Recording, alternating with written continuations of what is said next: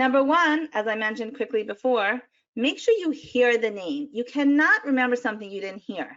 If I mumble my name is Rara. You didn't hear that, you can't remember it. You got to hear the name. So if someone said their name quickly and you didn't catch it, you must ask them to repeat it. Even 2 or 3 times if they have a hard name, make sure you ask them to repeat it so that you hear it. So the first thing is you got to hear it. And then you want to comment on it. You want to show that you care. Comment on the name. Oh, that's a pretty name. That's a different name. What does that mean? I never heard that name. Or if it's a very typical name, you say, oh, my sister's name is that, or I have an aunt with that name. That's a beautiful name. Or you remind me of my aunt, sister, brother, brother-in-law, whatever.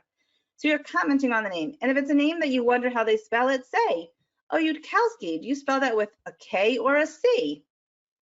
So comment on the name. What are you doing? What does that do?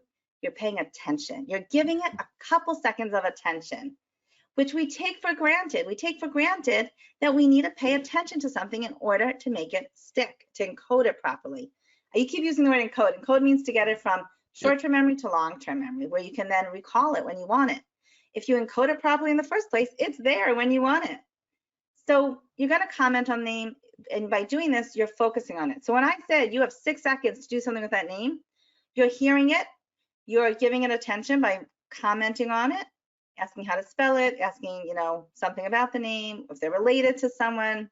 And then you're going to repeat it back to them a couple times in that conversation. Because why does this help? It helps because you're hearing yourself say the name, besides repeating it, which of course helps us encode it.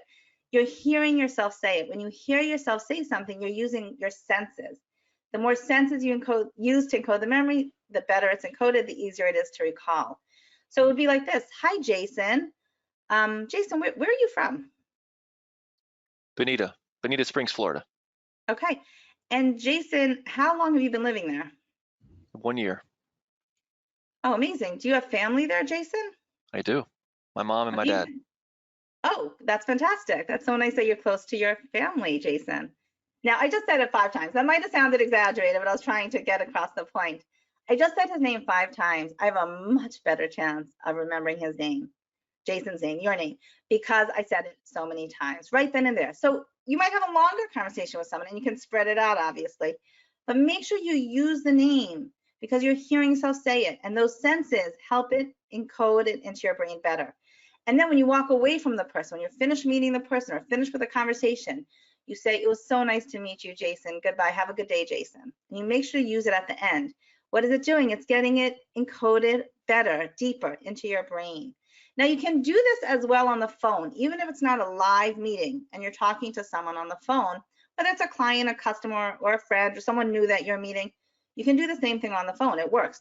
Obviously, when you meet someone in person, it's much easier to remember them because you have a face to put to the name.